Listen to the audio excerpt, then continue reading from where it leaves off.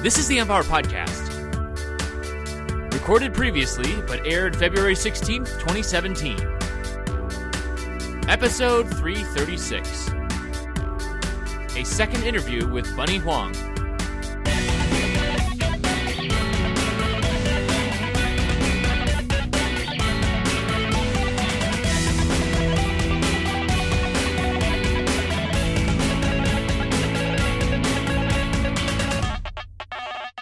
Welcome to the Amp Hour. I'm Chris Gamble of Contextual Electronics.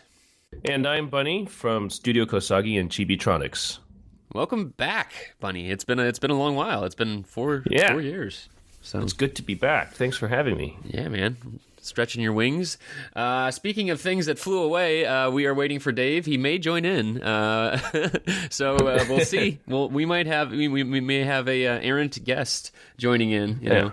But as we were talking about before the show, it's always tough, right? Like the time zones, scheduling. You know, like you were talking about working with people stateside in your work as well. I mean, how does that end up manifesting in your work? Well, I'm located in Singapore, so it's Asia time, and so basically I allocate time starting at midnight till about 3 or 4 a.m. for con calls with the United States. So I end up being quite a night owl. I shift very late. So when people ask me for meetings at 8 a.m., I'm like, are you kidding me? I'm up till 4 a.m. half the time trying to do like meetings with people in the United States. It's not going to work over here. Like, let's pick something in the afternoon. Yeah. Well, and how about culturally? I mean, like, does Singapore work on a shift the schedule like that in general, or is it, just select industries or what? No, I would say like it. Well, I guess it divides upon sort of almost kind of like class lines, right? Like people who have desk jobs will be more very regular, like 9 to 5 people, right? But then when you get into sort of more like retail and sort of like the hawker centers and people who cook, some people they seem to work 24/7. Like these guys in the noodle shop downstairs, they're there all the time. Right. Like I don't know when they go home. Right. No, I'm like, it's good. It's good for me. I want some noodles. It's like 11 p.m. and they're like there, and same woman who's there at noon is down there. Like she's playing a game on her phone. Like, hey, I want some noodles. She's like, all right. Yeah. She makes me like favorite noodles, and it's good for me. But there's some people, they just work nonstop, it seems. I mean, I don't know about you. I want my food service workers to also go home and shower and relax at some point too. I don't want to find random stuff in my food, like so. Yeah.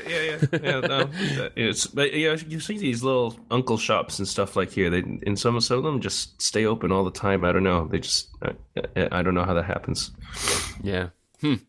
Well, I guess that's family business at its core. Yeah. Got to do it. Pretty much.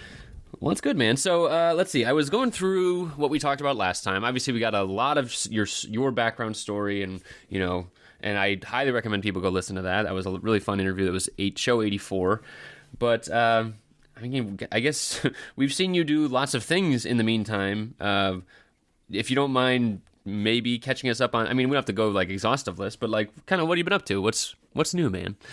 Oh man, yeah, it's been interesting. Actually, there's one of the questions from the Reddit thread was like about a year ago, almost exactly a year ago, I did an interview with Embedded.fm. Mm-hmm. Oh, yeah. And I was actually at that time going through a kind of a existential crisis, trying to figure out what my next thing was, because I just finished up on some big projects, and I think part of one of the big challenges of I guess kind of being an independent is to figure out what's the right thing to work on, what's the most relevant thing. And so there's a period of time where I'm like, I don't know what I should work on, man. Like it's like really hard to know what the next big thing is. And then a lot of times things find you find other things. So a couple of things that found me in the past year was I ended up getting connected to Ed Snowden. Through, and Eddie, Steady Eddie, right? And he had a certain particular problem he needs solved, and about trying to secure phones against surveillance for sort of reporters and activists working in very dangerous regions with kind of state level actors who are up against them. Increasingly. So funny you mentioned that. That wasn't Yes. Anyways, at the time, I know. it was a different regime. Yeah. Right. So and that actually does play into some. Anyways, so we ended up sort of working on a project last July. We had a big presentation on it at the Media Lab at the Forbidden Research Conference. And I continue to work on that. Actually, the parts are still on my desk right now. I'm looking at some of the bits and pieces, trying to get a proof of concept prototype together. I showed a small demo of it actually on Adafruit's Ask an Engineer a couple weeks ago. So that would be the best place if you want to see pictures of it. Right. We'll definitely link that in too. Yep. Yeah. Thanks. And also around the same time, got hooked up. I've been working with the EFF for a long time, but a project on trying to reform Section 1201 of the DMCA finally got started in earnest. So there's a lawsuit against the United States to try and win back some of what I view as like traditional rights for people to, traditional fair use rights that we've always had to be able to manipulate video. Oh yeah, right. And that one also got mentioned a bit in the Adafruit talk. That one I can't talk very much about because it is an active lawsuit, and it's always hazardous for me to go on air making statements because anything you say can and will be used against the court of law, blah blah blah, that sort of stuff. Oh man, but right? the amp hour being played in a courtroom, that'd be a federal archive. I'm trying to avoid that. Yeah, I mean, I get it. I'm just saying, but it's just like, oh my god, like it's just the evidence. it's really tricky. The whole. Anyways, yeah. It's funny. You don't have to say anything if it's uncomfortable, Well, the irony is on the one end you've got like this administration in the United States which just doesn't seem to realize that what they say can be used in court, and they're like, no, just read what I wrote in the paper, but ignore what I said. And then you have people like me who like I really want to talk about the stuff I'm doing to the public, but like I feel like I'm being held to almost a different standards in some cases. But actually, I don't know. For better or for worse, it seems like things are kind of like squaring up in the judicial branch as to sort of like, okay, this is kind of what I expected to have happen when you make statements like this about what you're doing in public, right? And so, Yep. There's that. I've been spending a lot of time actually working on a project that has grown in terms of importance to me, which is in Chibitronics. This is it isn't meant to be a startup, but turned into a startup, sort of a research project that got too big, and metastasized and took over my life.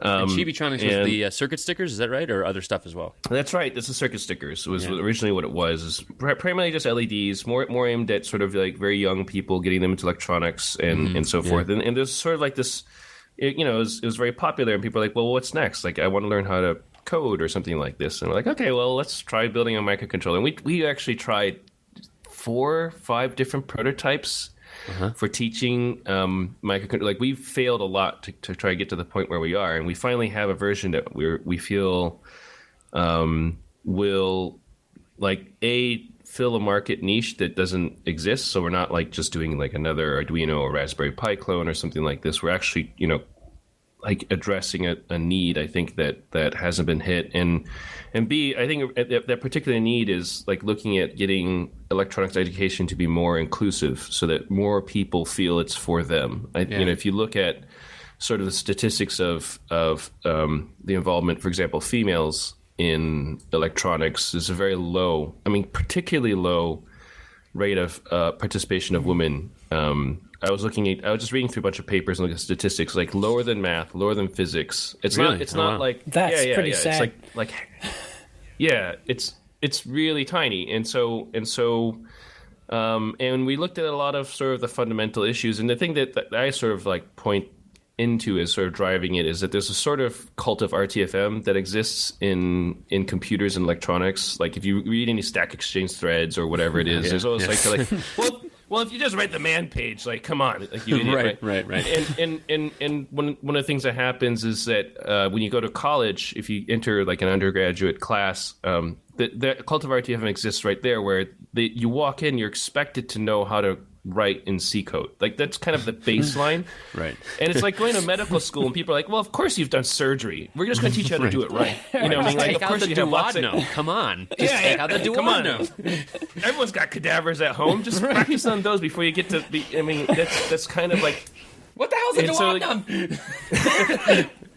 And so that ends up being this weird, like there's people who are interested in going to electronics but weren't necessarily encouraged at a young age to sort of play around with it, feel they're very disadvantaged in it because of just the way the biases work out in society.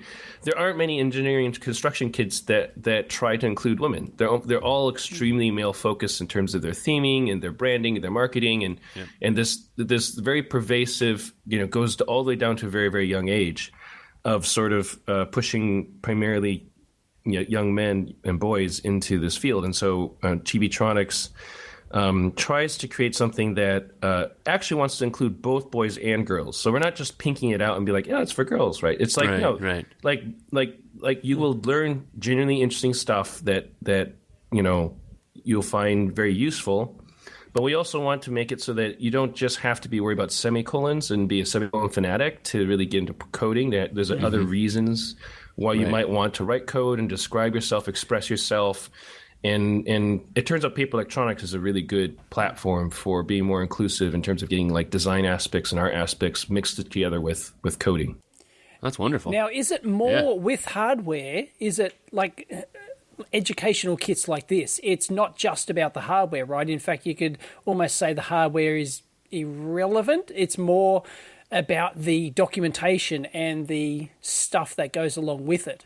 Really, the educational material itself, you think? That's true. It's definitely a case to be made that the educational material could be structured better to not just focus on like it's very like traditionally programming has always been like, oh, let's factor prime numbers or let's sort some numbers, right? It's a very like math, almost starts from a math origin as opposed to like let's do something genuinely useful to your everyday life. And if you kind of rewrote that curriculum to be like, let's, like in Arduino is great, let's blink a light. And then all of a sudden people are like, hey, look, Mom, I blinked the light. Mom goes, oh, look, hey, it's a blinking light. Like, as opposed to like, hey, Mom, I did GCD. And your mom's like, what? I hope that's not a drug, right? I can remember doing that when right? I was a kid. I just gave up. I go, hey, Mum, hey, Dad, check this out. Check what I did on the computer. Check what I did here. And they just, like, the blank look on their face. And you learn pretty quick not to bother them anymore with, like, hey, look what I did. You just... didn't bother telling them anymore. Yeah. You didn't bother telling anyone. You didn't even show it to your friends because your friends wouldn't get it either. Oh, yeah. My friends thought I was such a let's not even get started there with about how much of a closet geek I had to be to even survive. But it's I think that one of the things that we find is that electronics computers have just sort of been packaged in a way that's always been very technical, like sort of, because it started as a kind of a branch of science. The path that everyone starts on is like, oh, well, let's start with science and math, right? And let's go towards it. And so by actually rethinking electronics in the context of papercraft, and particularly building like, say, greeting cards or origami or something like this, we actually like rework it at its core as something that is more naturally going to involve a question of design or art. Right. Once you start putting this stuff down on paper, you realize, oh, I can also write on the paper. Oh, okay, I can actually document what I'm doing at the same time as I craft my circuit. That's true. That's pretty unique, isn't it? Yeah, it's very intuitive, and then all of a sudden I can draw pictures around it. Like I can actually tell a little story literally with the circuit, and then I can draw on top of it and make something else happen. And so all of a sudden you involve a certain aspect of play and expression almost immediately at the ground level. Whereas if you're in a breadboard and you want to do any sort of stuff, it's a little awkward and clumsy for that. And what you find is that once you want to create the path of least resistance towards the thing you're trying to accomplish. And so even though we could create curriculum with traditional yes, even though you could create curriculum that it achieves the same thing using kind of more traditional breadboard and solder and that sort of stuff. We find that in papercraft, it's a marriage made in heaven. It's very natural to sort of create an inclusive kind of design and engineering curriculum. So do people just like get the copper foil tape and actually like the adhesive tape and stick it down and route it around, or do they follow preset plans, or what? Both. Like so we offer printed. You can download like PDFs you can print that have where you should put the tape for beginners. Right. Yep. But you can also just start with a blank sheet. I mean, it's I mean, the funny thing is like when you use the copper tape, it's very much like doing a circuit board. I actually prototype using this technique quite a bit now, and it's compatible with surface mount. So if I can't do super fine pitch, but if I have like some down to like SOT 23s and that sort of thing, that's not bad. There's certainly cases where I'm like, I want to just test this little amplifier. I want to do a little circuit like this, and I just start putting down the copper tape. And you can do 2 layers by putting a little piece of paper underneath one copper tape and crossing it over the other, so I can get multi-layer circuits and so forth. And by the time you're done, you have a very high confidence that your circuit's going to work really well without having to have a circuit board. It's very fluid. It's very interactive. And so. Go ahead. It's very much like the Radio Shack / Tandy, 50-in-1, 200-in-1 type kits, in that they started off, if you look at the manual for those, they started off with, you would do it diagrammatically first. They would show a picture of the board and where the wires went. And then after about 10 projects, then they would transition into, hey, now we're going to give you a schematic and you've got to figure out, how to do it. Right, rather than just join the dots. Yep. Now, hey, this is now you're stepping up, you're leveling up, kind of thing. Right. Yeah, that's kind of the progression that we're aiming towards here. That's great. Yeah, that's great. Well, that early dopamine hit is really important too. I think, we all know about the LED lighting up, but like if you can trace it and see, oh well, there's a break right there, that's good for troubleshooting. And then if you actually get it to light up too, that's so important for that feedback mechanism of keeping people going. I mean, it is. It really is. You have to feel successful and that you can be successful at it. Otherwise, I don't know. You're just gonna. It's much easier to send text messages and talk to your friends than it is to design circuits. Right. I think it's a particular problem. I think amongst the new younger generation, so many easy wins. And the world is trying. I mean, everyone knows about the dopamine hit, and so the marketing towards young people is all about getting people to believe that they can, like, life is just do this thing and your life is going to be awesome, right? Yeah, electronics, of course. You should just do that, and life will be awesome. Yeah. Well, but I think that is a quite the range of things that you're working on right now. I mean, and all of these things that we've talked about, like the Section 1201, the Snowden stuff, and then Chibitronics. But then you got all your backlog stuff too. So yeah, I have other things that I actually don't talk as public. Like I have to pay the bills somehow. Yeah. Oh, right. So, darn it. So I have a couple other. I mean, like actually, really genuinely interesting and very exciting projects to me. But because those are. Like truly for pay, like I can't just get on radio and blab about. Hey, this guy's confidential IP, and this is what they're doing, right? Yeah. And here's why it's not going to work today, but eventually. So, how did the new, the latest 2 books, not only the guide, the Shenzhen guide, but I forget the new one. What is it? Adventures in the Hardware Hacker. Hardware Hacker Adventures. How have they been selling? The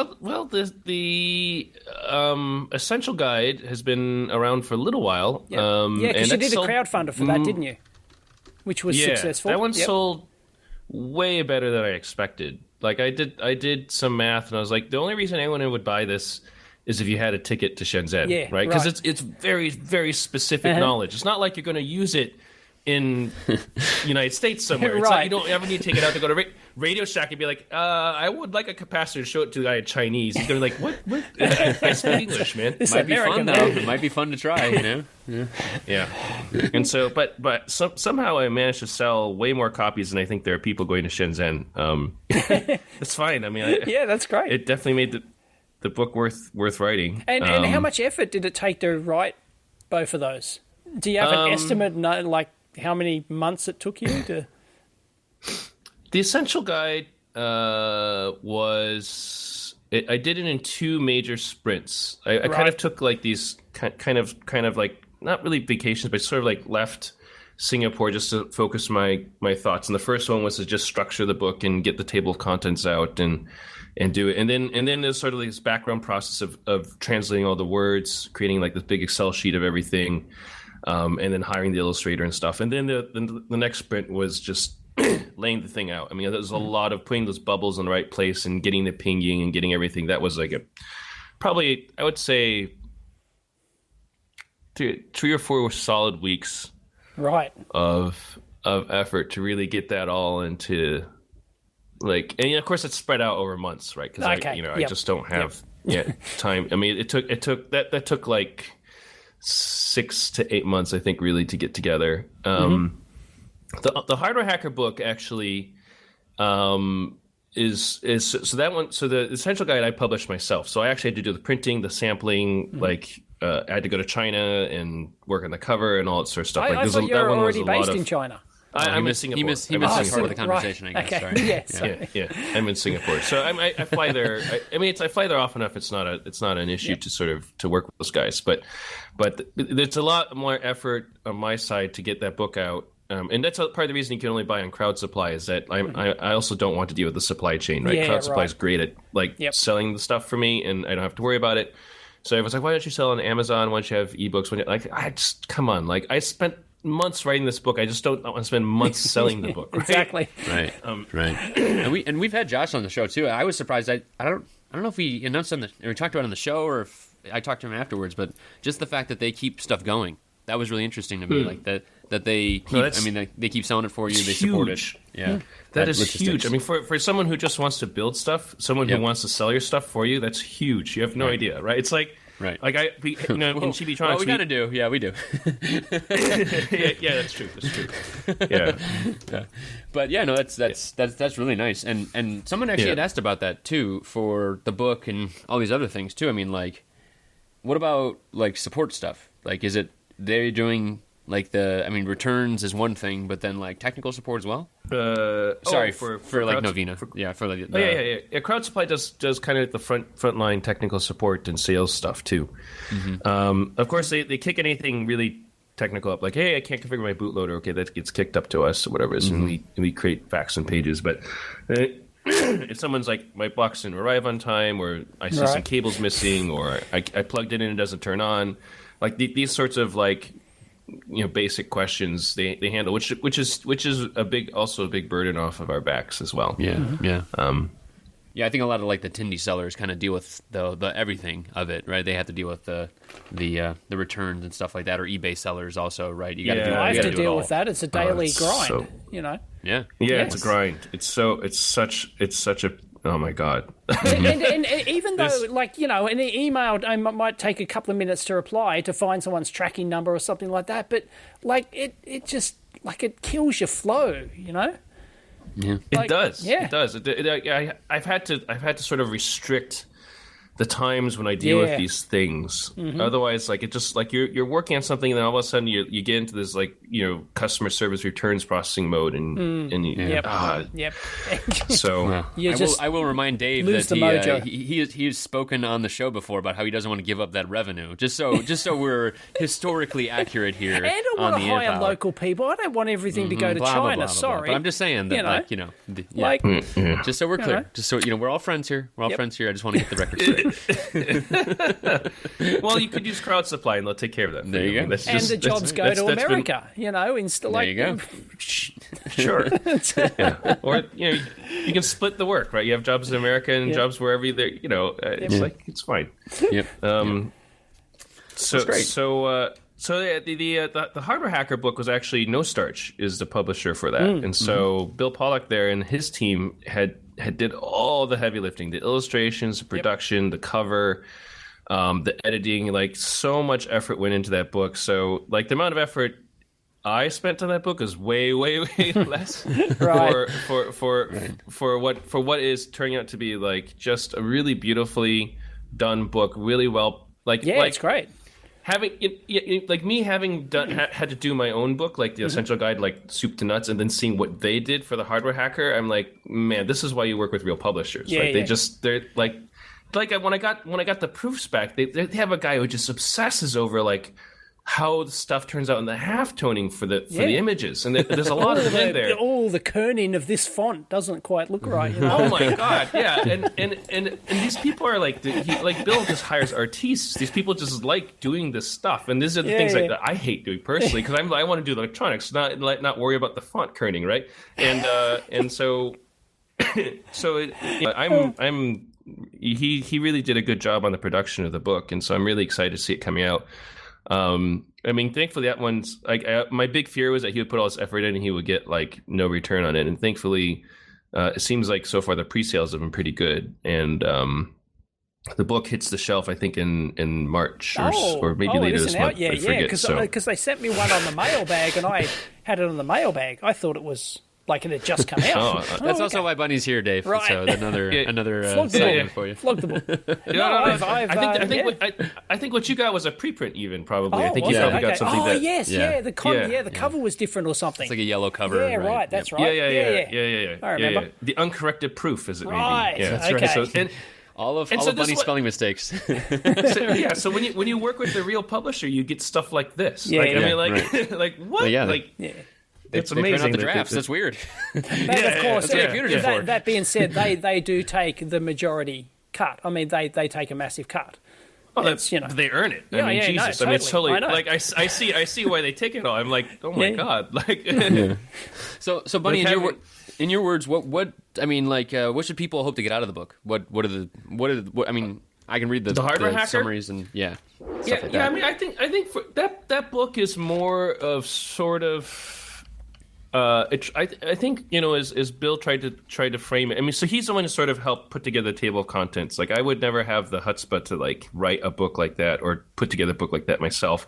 But yeah, partially because I feel it's a little too autobiographical, and I don't like to write about myself. That's not a thing that I like to do.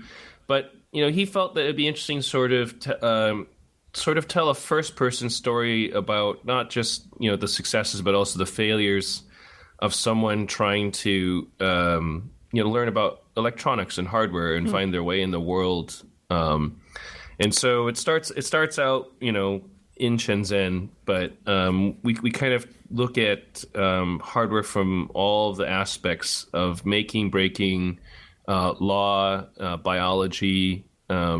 And sort of thinking about the social aspects behind it, the challenges in production and managing people, finding partners, and also the social aspects from the standpoint of like sort of the myths that people kind of have about it around legal treatments and like the right to own and right to hack and stuff like that. And so it was I like that it sort of like wasn't just the problem is there's this temptation to sort of summarize everything in 140 characters these days, and then you read that tweet and then you're just like, I'm an expert in that thing now because I've heard from an expert on this thing, and therefore the book takes the time to dig into all of the sort of like angles that I've had to encounter in hardware through my life. And I think he does it pretty well. I like how he framed it all together. I like that he let me indulge a little bit in the biology side as well at the very end. So there's some material in there that just like I actually feel that a biological system is very similar in many ways to an electronic system, and a lot of the principles that you can use in terms of thinking about it and diagnosing it can be applied between the two. And a lot of people ask me, hey, like, what's next and what's going on? Moore's law is dying and all this sort of stuff. What's next? Say biology, man. Like this is like, this is you've got to understand this stuff. If not, for commercial reasons, just for like you need to understand all the bioengineering that's happening out there. We can totally hack our genes, and we can reprogram ourselves, and we can reprogram our babies, and we can reprogram our environment and all this sort of stuff. What does this mean? Like all of a sudden when we get to talking about the ethics and the society and the impact of all this sort of stuff, and it all sounds very scary, but hey, we're engineers, right? And we say, hey, you can reprogram your computers, your smartphones, you can hack your smartphones, all this. We're like, oh yeah, sure, we know how to deal with that, right? It's not a problem. And we should be able to have this level of conversation, I think, with that kind of technology, because it's going to be fundamentally changing in our lives. And we shouldn't be afraid of it. We should just learn about it and see it as the tool that it is, I think. So what are you doing with bio stuff now? Are you doing like sequencing stuff, or are you doing hacking on bio stuff? I do. So this is one of the projects I can't really. One of the pays the bills projects. But I did a little sort of wet lab bio stuff for a while, just to make sure that I wasn't completely miscalibrated in terms of my understandings about it. Yeah, just like getting your skills up to date and understanding how processes work and stuff. And one of the interesting things, and one of the really low-hanging fruits in the area of biology, I think, is that the biologists, because they're trying to reverse engineer a very complex system that's zero documentation, right? They end up essentially sort of being very superstitious about some things that shouldn't matter, like which piece of equipment they use for what protocol. Because, who knows? Like, it could have been just like the weird quirk in the way that the LED lights up and measures this thing mattered for the experiment. You're just trying to control so many variables that, once they create a protocol, they copy it exactly. And so lab equipment gets used for years and years and years, passed on generations and generations of protocols that have just been tested and solid, and they don't really update the stuff to like modern things. Like, why isn't my biology equipment connect to the internet and just taking care of a lot of stuff that grad students are doing these days? So there's a lot of opportunity, a lot of low-hanging fruit in terms of like automation and modernization of the biology equipment. And the real challenge is not building it and doing it, but getting someone to actually adopt it as a protocol in their lab. And then once someone comes out with a paper saying, hey, we use this piece of equipment and it's fine, other biologists can read it, then all of a sudden it gets more accepted. But that first guy, sort of accepting it and being like, look, if I lose the experiment, I lose $5,000 in reagents, right? Just one experiment or something like this. Right. And yes, it's very cute that maybe your shaker will, stop shaking at the right time, like you said, but if it doesn't, I just lost a crap ton of money in 2 weeks of an experiment. And so it's actually very hard to get them over that bump of trying to try this new piece of equipment. So that's kind of the area I'm looking at right now, is like working with some very specific companies to try and solve problems that they have in a way that they're willing to adopt it and try it and experiment with it. Yeah, that's great. That's really great. I think about that stuff, and it seems like, it kind of sounds what you're talking about too, with the variation between equipment. It's like you almost need to be able to do like a gauge R&R, but like you're saying that you can't control, like what we're used to for test stands, you can't really do with bio, or you can't do it as well with bio because there's just, like you said, so many more variables. That kind of thing. Yeah. I mean, every biology experiment, it's funny because like you would say, hey, I'm going to swap in this gene into a bacteria, and it's a very well clearly defined protocol, and that's one step out of like this huge experiment you've constructed to test a hypothesis about, I don't know, what causes asthma or something like that. That's your whole experiment. But then that one step of putting that gene in, they still call it an experiment, even though it's a well-tested protocol and they do it every single day. And they design it with gauge steps to even see, is the bacteria they're starting with good, right? Is it still healthy? Was it contaminated? Do you have...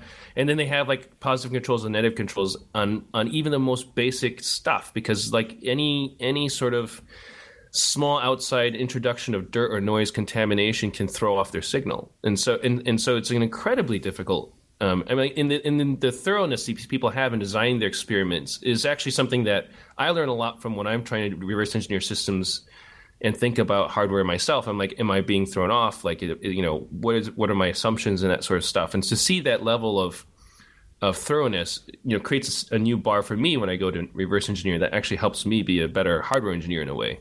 Yeah.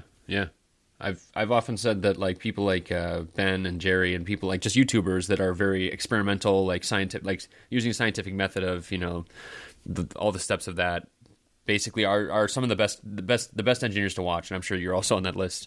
But having that defined process and kind of going back and checking assumptions and everything. So yeah, that's great. Well, let's see. So. I don't know how to get to this, so I'm going to do it very inelegantly. We obviously have a lot of questions here, but the one thing that really intrigued me that I was following along. You did a hack chat last Friday with Hackaday, and you were talking about remixing hardware, and I think this kind of cuts back a little bit to the DMCA stuff. So, tell me what you can or can't talk about with that. But you were talking about remixing hardware, and how it kind of ties into the Gonkai phone and stuff like that, or all that all that culture. So, what was that about? So there's kind of a question about this. It tangentially has to do with the DMCA stuff. I can talk about this pretty openly because it's more about the philosophy of IP. Sorry, I had a little phlegm in my throat. The biology. Biology. Yeah. After having gone to China and sort of observing that ecosystem and trying to actually figure out what's going on, so you see things like knockoff phones there all the time, right? And I think what the typical consumer sees is someone's copied a trademark, right? They feel sort of a disgust and revulsion towards this thing because someone's making a bad, low fidelity copy of something that's very good.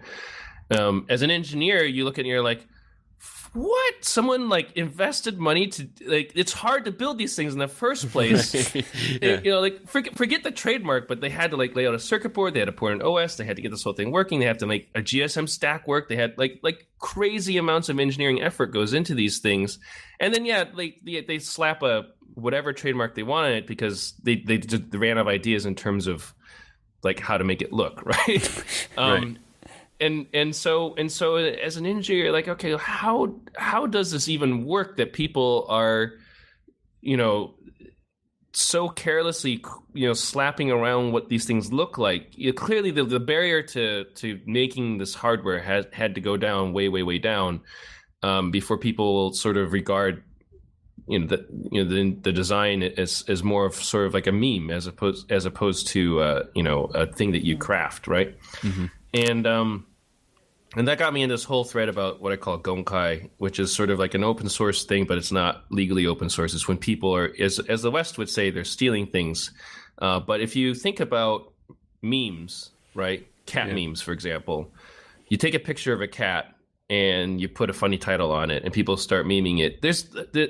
And then other people, when they start spreading it around, they're stealing the picture of the cat.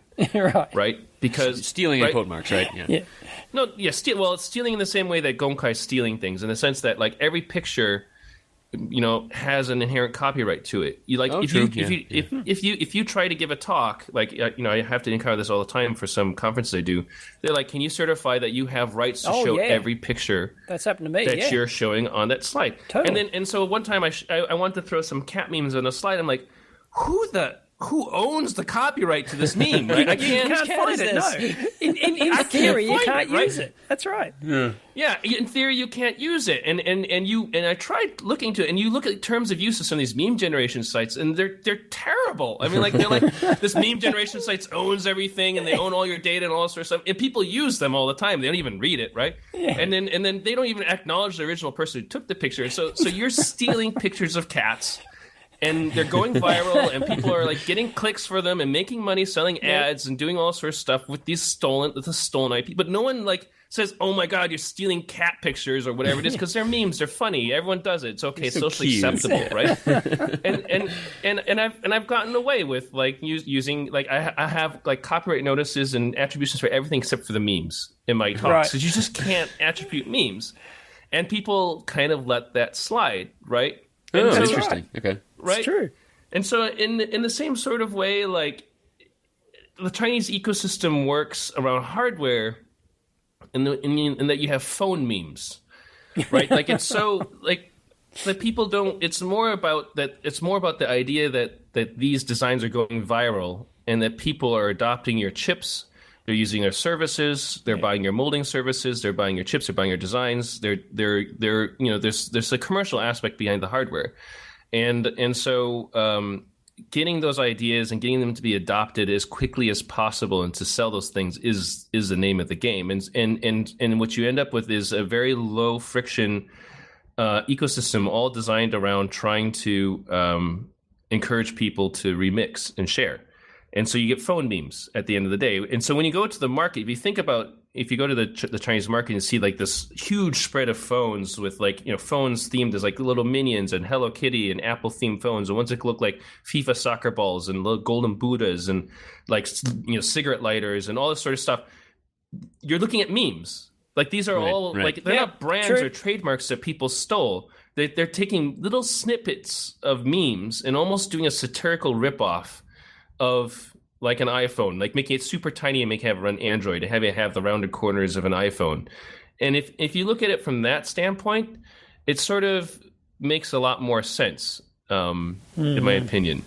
Right, it's not like someone like wearing a cape with like twirling a mustache. And Have you seen these new? Have you seen these recent things about like someone will do a crowdfunding campaign on Kickstarter or Indiegogo or whatever, and before the campaign's even finished, it's available for sale in the Shenzhen market. Like, they've just beat them to, like, you know, they've just taken the photo and they've taken it to a local shop and gone, make me, you know, 1,000 of these, and boom. Yeah. You know? Yeah. Well, the interesting thing about that is that, I mean, I kind of did a little bit of study on the hoverboard phenomenon, right? Oh yeah. Right. And around the time that the guy who got the patent on the hoverboard filed his patent, the ecosystem Shenzhen was already turning out like unicycles, self-balancing unicycles, and they had electric scooters, electric bikes, and all this sort of stuff. So essentially, that ecosystem had every single part already in mass production needed to build a self-balancing hoverboard. They just hadn't put it together in that particular combination. Right, and so even though like the patent claims all this wonderful stuff about these things, like there's the prior art was there to show that like the ecosystem could build it. Right, it's not like someone invested billions of dollars. So therefore, it's defendable in terms of it's they couldn't defend the patent if they wanted to because people had already been doing all that stuff. Essentially, it's maybe I'm not going to render legal opinion on that. Right, but there's an argument. Bunnie Esquire. There's an argument that certainly I think an argument that there's a lot of prior out there that wasn't even documented in the, you know, you couldn't search for it in the usual channels for prior. Like the thing is, prior has a very specific legal definition and how you're supposed to look for it and all this sort of stuff. You know. And these are in a different jurisdiction. They build stuff in China and blah, blah, blah. And so the guy maybe couldn't very legally get the patent in the United States because the prior art didn't exist in the United States, right? Because it's different legal systems, different areas, right? Whatever it is, right? So there's a whole bunch of complication there. But the point is that you had practicing engineers who were experts and had big factories building essentially something just one left to that product.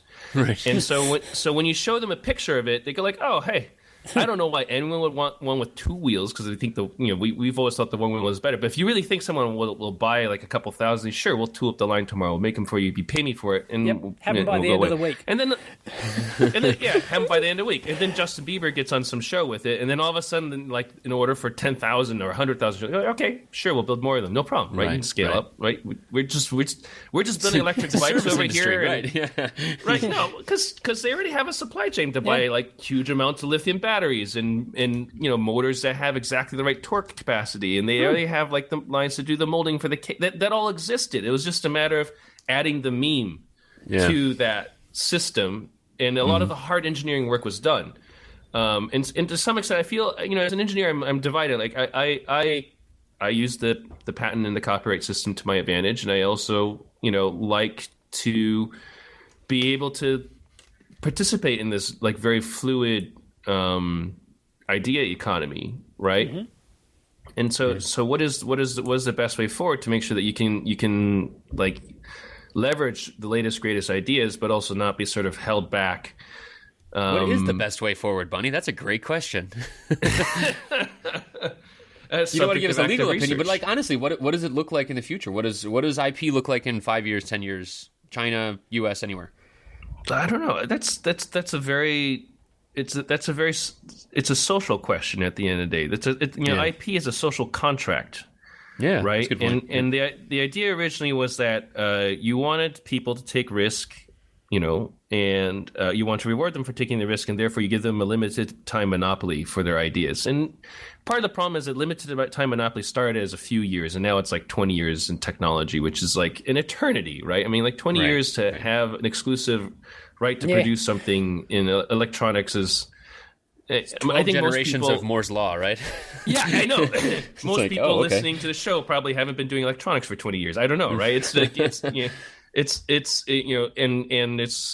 think MP3 is just finally this year coming out of patent, and right, and it's sort of one of those ridiculous things where like Star Wars is still under copyright, and there's going to be a generation of people who grew up watching Star Wars who will die never being able to remix Star Wars legally. Right, it's like you can never own your culture. You can never the time scale is so long that the monopolies are essentially perpetual. Right, they've sort of. And their new owner is the one who actually made sure of that, wasn't it? Yes, they did. Yeah. Disney are the ones who ironically made, actually pushed for those laws, and they got it. Yeah. But I feel a little sad that I can't own my childhood in a way. You know what I mean? Like I grow up with ideas they're put in my head, and I buy into them, and then I always kind of it's more of your childhood is a subscription now. It's not really a childhood that you can own. Childhood as a service. Yeah, childhood as a service is sort of what we've gotten into with these sorts of laws, and I don't know. Anyways, so maybe I should stop the rant, but I think that you can feel for the engineer though, can't you? Like you can feel for the person who came up with the idea though and put it on Kickstarter or something, can't you? But you've got to shrug your shoulders and go, well, that's just the way the world works. I feel for the engineer too, but I feel like but I have to work every day to pay the bills, right? And the problem is that this IP ecosystem allows a certain select people to not really have to work so much anymore. I mean, the engineers. Nathan Myhrvold. But here's a funny thing: the engineers who probably applied for those patents, they assign their rights immediately to a corporation, right? Right? Like it's not like the guy whose name is on a patent actually gets any of that money. No, right? They might get a bonus from the company or something, maybe. Right? And then you have these guys on the top of the company who are getting these huge bonus payouts, right? And these shareholders and dividends and like people who are trading the stock of that company, like essentially gain passive income from this IP, right? And so it's not like the original innovator, like not like those engineers that we're feeling for are actually really gaining from it. It's maybe their 401ks are getting from it, but like it's not that, I mean, that there's been a big disconnect between the people who do the work accruing the rights to it and their estates and their companies accruing the benefit of it, right? Yeah, that's a good point.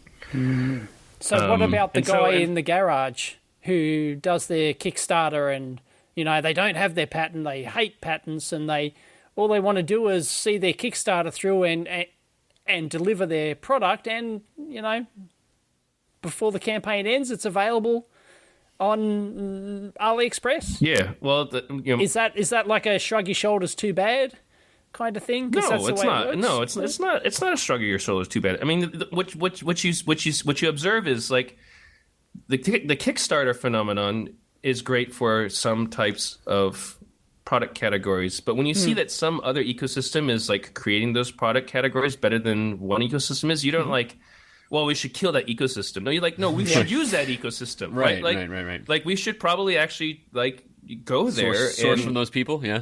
Source from those people, like, right. And it's almost sort of one of those things. Like if you're a genius at marketing and you can like market your stuff in Kickstarter, and then you just turn around and source it from China, and then you sell it to the United States, then you're making the market actually. Right. That's right. And you just build your contract too with your clients or with your backers. It's like, oh well, you wanted this thing, I proposed this thing, it now exists in the world. You're getting it. Yeah, you get it cheaper, of course, but that's always true. And I think that's kind of it is. Yeah, right, and that's a risk you take when you start a Kickstarter crowdfunding campaign, is that you're putting it out there. You've instantly advertised that idea. It's free to copy. I mean, it's just, Well, I mean, the thing is that a lot of people oftentimes do their Kickstarters way too early. Yeah, is one of the problems. And so the fact that they get, so people will come up with a really good, clever idea, which solves a problem in a way that someone hadn't seen before, and that's great. But they have no idea how to do injection molding or electronics design, and you know, I get these emails every now and then from panic staffs of Kickstarters like, help, we did this Kickstarter and we thought it would be easy, and we have like no idea we have to hire 20 people to do this, and we only raised $1 million, and we can't afford 20 people in Silicon Valley to like do this sort of thing. And I'm just like, and I'm like, oh my god, what did you think was going to happen?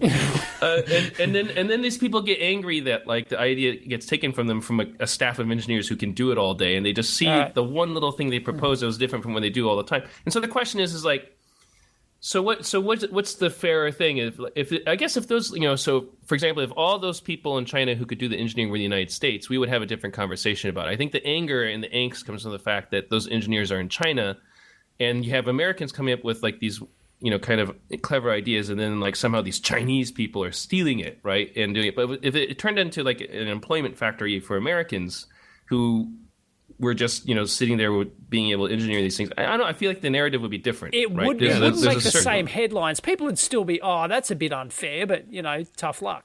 Kind of, you know, but it makes headlines, bigger headlines. But more people would know people immediately who were benefited because they have a job as a result of it. Right. Right. Okay. It's like I'm angry about this, but food is on my table because my dad, who works at the injection molding company, is getting orders. Right. And so. Yep. And the guy who came up with the idea wasn't smart enough to ask my dad to actually help him design the thing, right? Yep. And so the fact that my dad can design it, I don't know. It's a tough problem to sort of solve.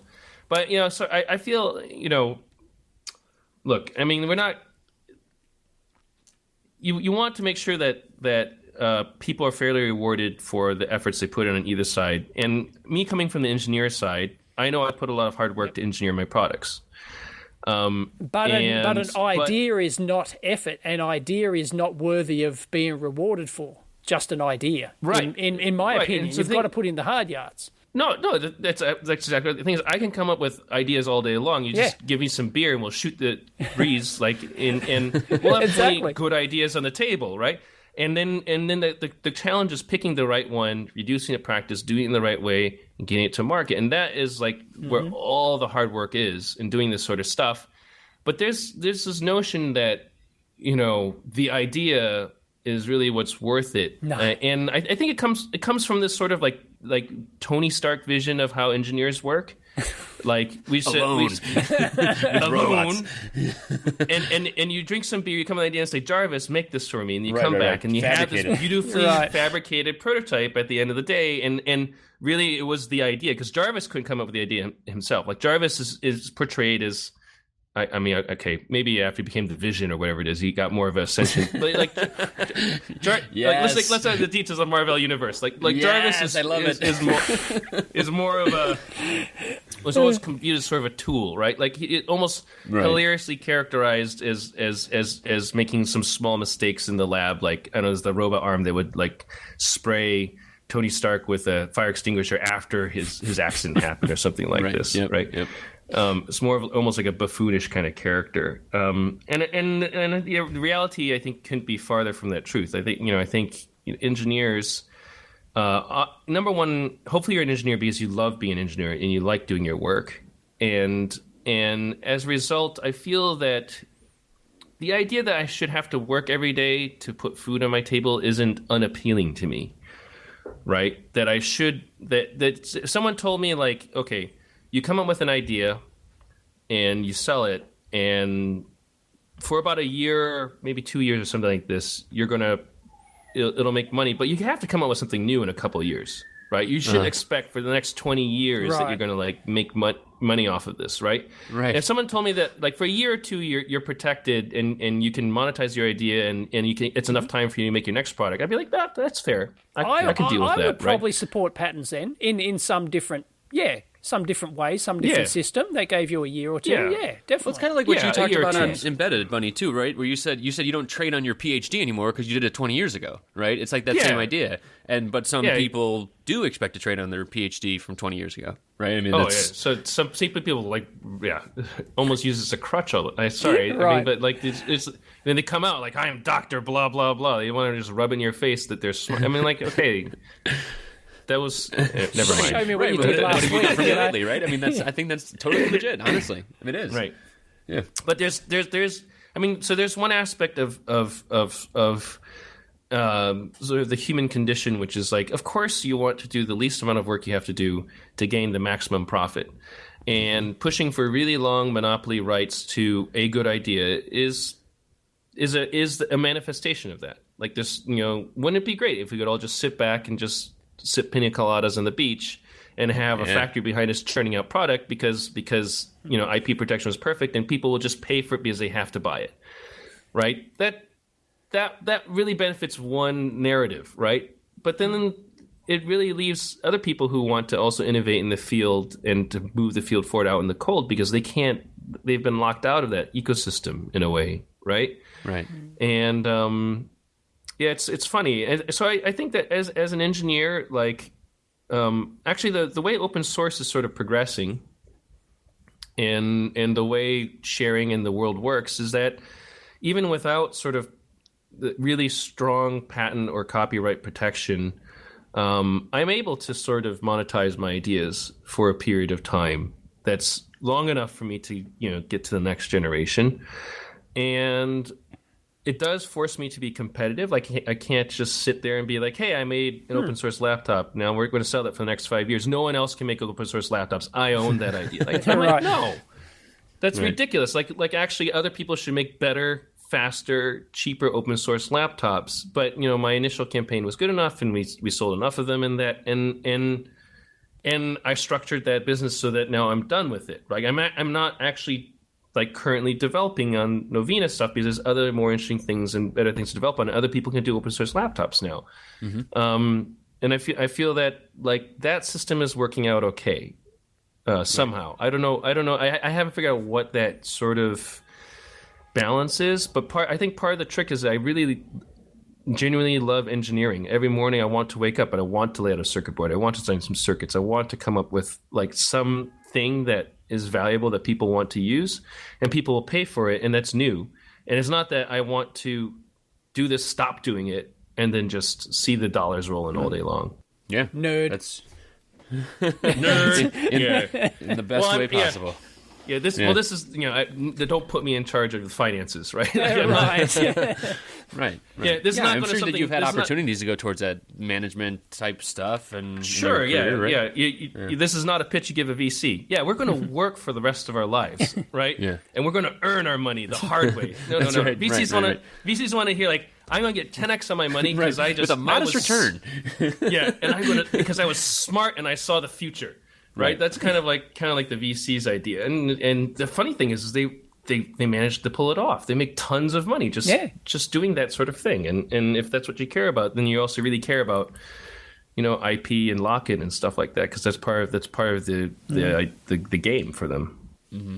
Yeah. What are people, because of your pretty high public profile these days, it seems to be getting bigger. What are people approaching you with these days? What sort of proposals have you been getting? In generalities, of course. Oh, of course, yeah. I'm not going to say, X company came up and offered me to be on their board of directors, No. That's nothing like that, for sure. Is it like laptop-centric, or is it, well, you mentioned some biology stuff. I'd love to know just anything. What pops up in your email box? What sort of offers? I mean, I would say, unfortunately, I had this policy for many years, up until only the last couple of years, where I try to respond to every email in my inbox. Right, that reaches a point where it's not viable. Yeah.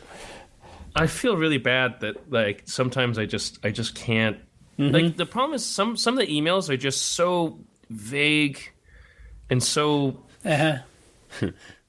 Bunnie, I have an idea. Almost literally like that. I have this idea. It's going to be revolutionary. You got to help me build it. Like that. It'll be that vague. Yep. And I get them all the time. Yeah. Yeah. And I'm just like, how do I even respond to you can't engage. Yeah, the you best just respond emails with I get. okay. Okay. Or the problem is, if you say okay, then they start pulling into like these con calls and these things, and they start pitching, and it ends up being just like this like waste of your time, right? At the end of the day, and it's like, Oh, I just meant like, you respond with okay, and then you block their email, and then you just that problem solves itself. Right. Okay, yeah, sure, you blocked it. Yeah. But then you risk getting at least this really angry but very aggressive person trying to email you, right? It's Right. like, the worst is when they get really aggressive and they think they're entitled to a response. And anyways, Yeah. Yep. but I would say, like, if I get very specific directed questions at me, I love those because I can answer them. Yep. Right? They're like, hey, like, you know, I just had like this one very specific problem. Like, should I do this or do that? I have like this like circuit problem. I'm like, oh, sure, whatever. Those are almost easy to answer. The harder ones are like, hey, like, you know, we're trying to do a startup doing blah, and it's some change the world kind of thing, obviously, and always. you can't solve, and they can't solve this one problem, and when you read it, it's like the problem that would change the world. I'm like, yes, that's why you're doing that. Like, Right. If you could just help us desalinate all the water on the earth, that would be great, Bunnie. That'd be really great. If I could do that, I would also have that startup doing that thing, right? Like, Right. that would be amazing. The right? logo's not the hard part, folks. Yeah. Oh man, those are. It's sometimes heartbreaking because you can tell these people were genuinely well intentioned. They just of course. hadn't thought everything through, and they didn't raise enough money Did or you- whatever it was. Have you ever tried to break it to them gently that their idea's not that original and it's probably not going to work? Or do you just... I hate discouraging people. I Because know, the me thing too, is, but, like, yeah, You know, Dave loves discouraging people. Come on, man. no, You I him. just love being honest. I mean, you know, You do like, busted videos, Dave. I know. I feel like I definitely I very clearly remember being a newbie, and I still am a newbie in many things, and I've grown to where I am because people were magnanimous, kind enough to answer my stupid questions, right? And I feel that there's like the cycle of life that has to be sort of maintained to make sure we have like new engineers and new ideas, and I can't pick a winner or loser from one email in 2 words or something like that. So it's just kind of. These days, it's partially an attitude. If it's clearly a person who's more like a marketing or sales guy who I just can't, like, they just want to leverage something about me. Come on, like, I'm not your fulcrum person. I would not discourage the beginners. You know, like if they're a newbie or whatever, and I can tell. But you know, those ones that come to me with their, I've got this $1 million a year idea, $1 billion idea. I've been working on it for 5 years. I'm so convinced this is gonna. And like 5 minutes of Google searching can totally bust it. Why it's not going to work. It's like, I am going to let those people know. You know, it's like, like. But there are occasionally some really interesting, good emails from people that I find are really credible, and I really want to help them. But at the moment, like, my plate's super full, and course, so a lot of times I'm just like, man, like maybe in a few months, but I know your time scale is shorter than that, and here's a couple pointers, and I hope, I don't know, I wish them the best on their way. And maybe they'll come back when you're not as busy, maybe, or when you have a slot, or when they're advanced a bit further. You know. Yeah, some of my best leads have been sort of from in engagements like that where I'm like, I can't really do it now, but ask me in a few months, and they come back. They come back and it turns out to be really fulfilling. But it's it's weird. Like sometimes it's feast or famine. Like I think like it was noted about a year ago, I was kind of going through a dry spell and really trying to search for what the thing was. And now I'm just like overwhelmed with stuff, and Right. Yeah. Too much seeking, huh? Yeah. So we had a question from one of our listeners on the subreddit here, and it's kind of tied to what you're talking about with like the pay it forward thing too. But he or she was asking about a young and budding open source enthusiast, hardware hacker, blah blah blah. Do you have people helping you with your project? So this person's asking if you need help. Like I always wonder about that too, because it's bringing people on can be kind of a overhead, right? question is. It's here it is. MCU. Yeah. MCUU. Oh yeah, true. Yeah. Yeah, but I think the main idea being that, like, you know, are you bringing people on to help with like you said, you kind of set aside Novena, right? Or you're not developing it on it, right? But is that the kind of thing where you would go and mentor people that do want to go take that further or whatever? Oh, yeah, I mean, totally. So that there's a community around Novena, and we work hard to service them. Like, in other words, we create a piece and then we hand the baton over, and then we want to make sure they keep running. So we're going to build them motherboards. Yeah. And Sean, you know, checks the forums, and if people ask us questions and need support, and we support specific, like, some projects specifically that help maintain that community. So we're not abandoning the project. It's just we're not developing a Novena 2, right? A lot of people are like, are you building like a faster open source laptop? I'm like, no, that's not. I'm not going to just create generation after generation of the same thing just because one of them was a hit, right? That's actually one of the hardest things to avoid, is that when you get your first taste of success is to keep on doing that thing. So like when I first did the Xbox, there's like this whole thing of like, of course there's a next generation Xbox and generation after that. And so there's people who build whole careers off of hacking phones or being like jailbreakers or being Xbox guys or whatever it is, or, you know, whatever, you know, they build fame and reputation around hyper specializing into one field.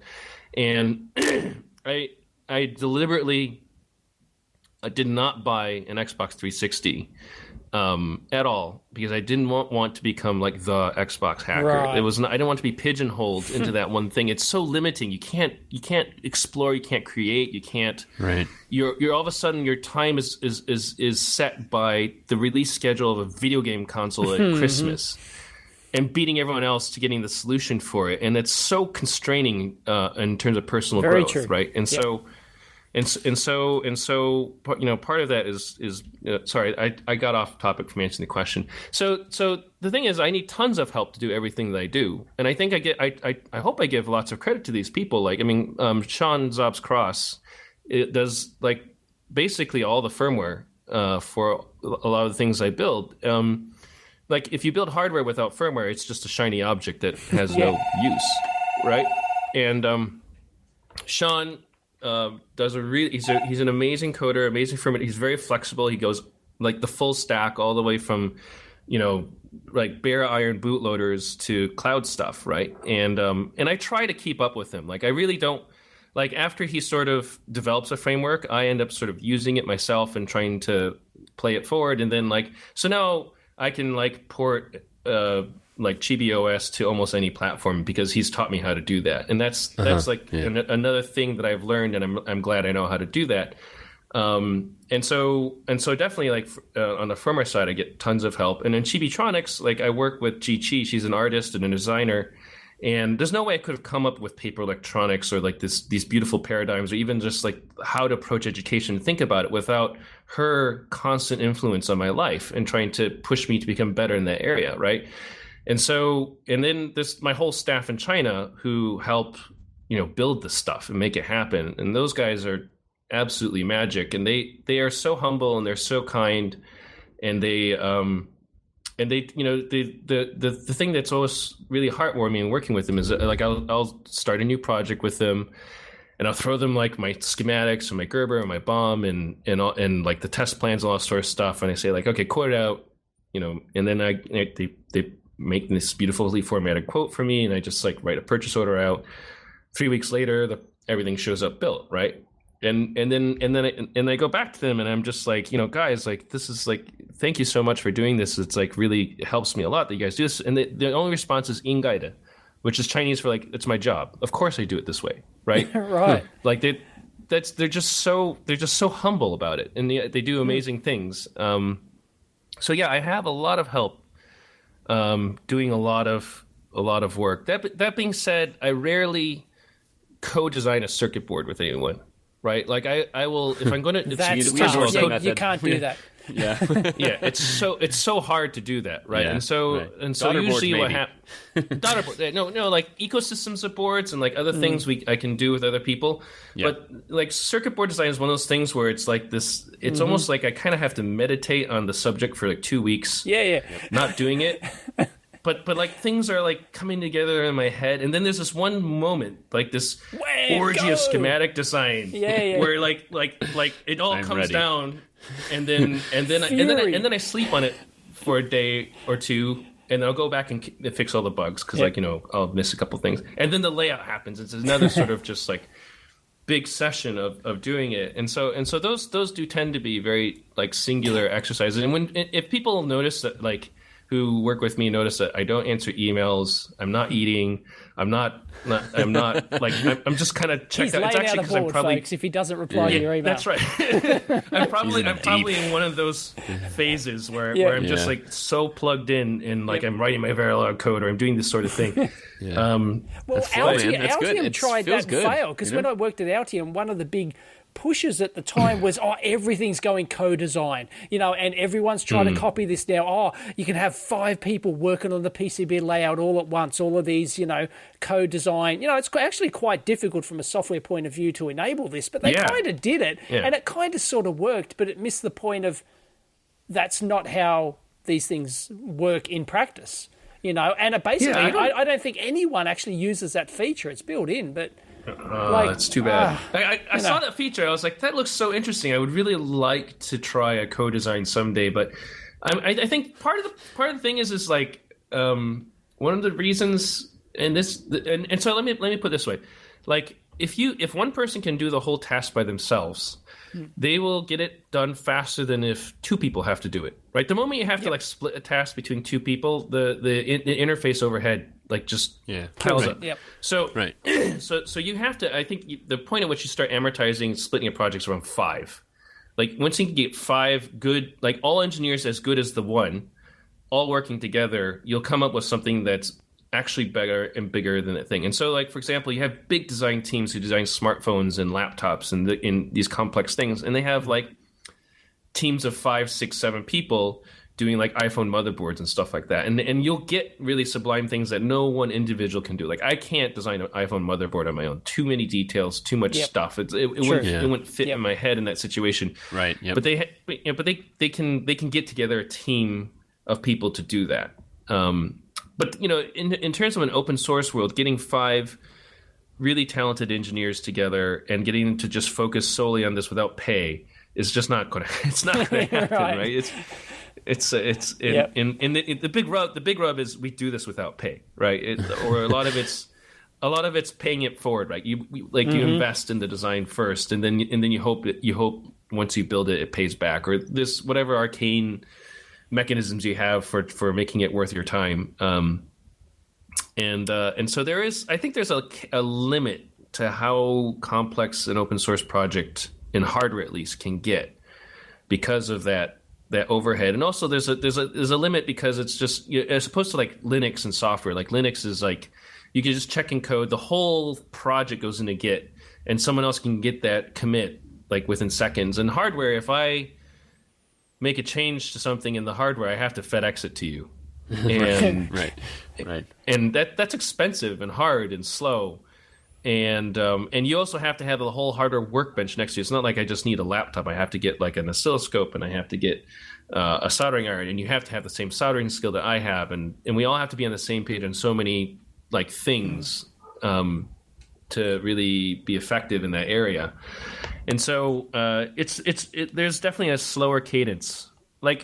So I work with, like I say, GT, she's at MIT in Boston, Cambridge right now. And we're co-designing this clip for the LTC board, and the cycle on it's really long. It's like several weeks for iteration because we have to prototype in China. I have to review it, then I FedEx it onto her, and just the FedEx time alone, is 2 weeks for it to hit to Singapore and then hit Boston, and then her to feedback and then do this sort of thing. And this is a very simple, relatively simple task that we're working on. That gives you an idea of like just the cadence at which product development can go when you have a distributed team of people who are working on a shoestring budget. Right, yeah, because you could also, if you had a huge budget, you could also pay for the overnight shipping, but you don't have that. Yeah, if I had you don't a want huge to do budget, that either. I'd pay for her to be out here. I'd get her plane tickets true, yeah. and sit next to me for the next 2 months, and we're going to like hammer Right. everything out right now. Like that. Yeah. That would be an ideal. If I had infinite money, we could just get the whole team together, and essentially what you have is like what Apple has, right, in their headquarters, right? Right. Yeah. But we don't. We do this on a shoestring budget, and so there's a limit as to how big of a project you can do without some financing behind it. So projects that your new project ideas that you come up with, what would cause you to like abandon one or choose one? Can you think, oh yeah, we can sell X of these down the track? I think there's probably a market for this. Or do you just do it? You know, like I can't imagine you put in 6 months worth of work into a project just for fun, right? I mean, granted, you have, right? Yeah, you have, but you know, but like serious hours, serious hours, I mean, with no hint that it might be successful.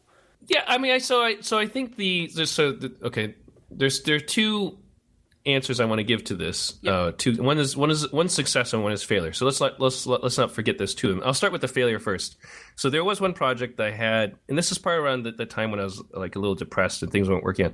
I had this project I just canned around that time. I wanted to solve this sort of secure messaging problem in a way that was foolproof for everyday people, and also actually really airtight from a hardware standpoint, like just separated execution domains and like. So you're talking about phone messaging, like Signal, like the Signal app that's come out, that kind of thing. No, it wasn't a software. I actually I'm a hardware guy, right? So I think in course. terms of hardware, so it started from it started from a keyboard that you would plug in to your laptop, and the keyboard would encrypt the keys. You had a secure execution domain, right? And you had a little display on it, and you would type, and then like it would send PGP encrypted ASCII armored text into your email buffer, right? So the plain text never even hit your computer. You'll find it on AliExpress next month, folks. Yeah, sure, right? That's fine. There's a reason why I didn't do it. And then and for the back path, we would use like audio to actually play back to the keyboard and render, which is actually part of the reason why I have audio programming in LTC. Is that we had developed some of this technology as part of this this security project, right? Or we also consider like video cameras, like other back channels we could use. The criteria was you want to have like a thing you could carry into the heart of I don't know, like some terrible war-torn country, and you want to report there, and you want to plug into an internet cafe you trust nothing, but you want to be able to send secure. You want to send secure messages, and you could do that, right? So this keyword started from that genesis, right? But I wanted to make it like super easy, like a reporter could use it with no technical background, like my mom could use it, like anyone could use it, right? And then I started like talking, like I had done industrial design work, I had done the schematics, I'd spent months like sort of like getting this product together. And then I started talking about use cases and started reviewing the use case with people, and I found like the big problem is that everything had gone mobile, right? And in the mobile phone form factor, no one's going to bust out their keyboard to like check a message. You know, the whole idea of one of the things about encryption is you shouldn't just use encryption for like the important messages. You want to use encryption on all your messages, because it becomes a side channel. Someone says like, urgent message, and that one is encrypted. They know something's going to happen. They know it's important. Yeah, that's right. Whereas if every day, every single like little like, hey, I'm going to like. Yeah. I'm going to meet you for dinner or something. That should be encrypted too, because that just blends everything. It makes it harder to sort of like do a sort of a profiling of what's going on in your life, right? Totally. And so I wanted to be so casual. People's like, hey, you want to meet for dinner tonight, and that should be encrypted and using the same system. And people would do that all over mobile. And the problem is I couldn't solve the mobile problem. I had no solution that was foolproof and easy to use in the mobile problem. And the problem is, if you don't solve that problem effectively for the users, they're going to just put private keys onto the mobile phone, and then in my opinion, game over. Right? Mobile platforms are untrusted. They're dirty places, and you shouldn't trust anything that you put on it. But the problem is, it's so convenient that people put their private keys on it to do GPG on their phones. And they're carrying their private keys around with them. Then that's the problem. Yeah, it's not hardware. It's not hardware encrypted, and there's some crypto nerds who can figure out, like, who are willing to go through like having these like separate things to isolate their keys and stuff. But it's not to the point where I could just give it to my mom and my mom would use it. Right. That's where I wanted to get it to. Like the criteria for the product was my mom could use this thing and send me messages and sending pictures of her flowers, using it. Couldn't get there. Couldn't figure out that problem. And I canned that. Right. There was like months of effort that I just threw away because I couldn't solve. That wasn't part-time effort. That was like, I'm working on this. This is going to be my next big thing, kind of full time. I really was passionate about it. I wanted to be my next big thing. I actually took a big chunk of sort of some of the money that we had managed to retain from Novena and invested in this, and it was a loss at the end of the day. I couldn't. There's no return, right? No one's heard about the project because it was just such a bad idea. It turns out it's kind of sad. So not everything I do makes it to market, and one of the things is like I try not to drink my own Kool-Aid. I was so excited about the project, I couldn't see the forest for the trees, and when I actually started talking to people, I was crushed when I ran it past my girlfriend. And she's like, "I would never use this." I was like, "Oh, come on, really? Like you see me working on this thing?" And she's like, "Yeah, you made it thin and light and all sorts of stuff, but I'm still not going to plug it in. What an effort! It's too much effort, right? Yeah, I mean, like it was like I was At least you did that before you got the like the first run, and you were trying to sell it, right? Yeah, no, but I had gotten to the point to like picking like the plastics and the fiber. Wow. I was like, it was really far along. Like it was, anyways. But that's how it goes, right? I mean, I think that's a great lesson. It's frustrating. It sounds frustrating as hell, but like that's. The people that are listening right now should know that even people like Bunnie go through this crap, right? Like that's important. Yeah, but you have to. The most important thing I want to get across is that I was able to walk away from it. It was a bad idea. Yeah, even though I invested a lot in it, I killed it. Right? It was hard to kill it, but I killed my baby. How would you do it different next time? I mean, like obviously you have 20/20 vision now, of course, right? Blah blah blah. But like, did you miss a step that you should have done? I think it's. I should have been a little more fail forward fast. I should have prototyped it a little more. So, like an LTC, for example, like earlier on, I said I went through 5 generations of microcontrollers on LTC before you got to the 1.4 or 5 or whatever it is. And like the first couple of ones are at tiny based, like horrible bombs. And we did user testing immediately. Like the first thing we did is got them into people's hands, people who weren't our developers and engineers. We got them in the hands of people who were like, clueless children trying to like use this stuff. I'm like, this is unusable. How does anyone like get a kid to use a JTAG box to program at Tiny or something like this, right? This is just like, hey, kids, I got a surprise for you today. Right? This made your dad cry too. That's where we start. That's where it started, and we ended up with audio-based programming through this cloud-based infrastructure. That it was like this huge arc that we had to go through multiple generations of throwing away ideas until we finally get. And we're still not perfect, but I think we're like at least I hadn't invested a ton of like time into a really bad approach. You didn't perfect that one bomb that was really expensive, right? Because you wanted to really optimize that. Yeah. Right. And even though I say we've only been working at LTC like really, really hardcore for the last few months, we started playing with microcontroller technology ideas 3 years ago.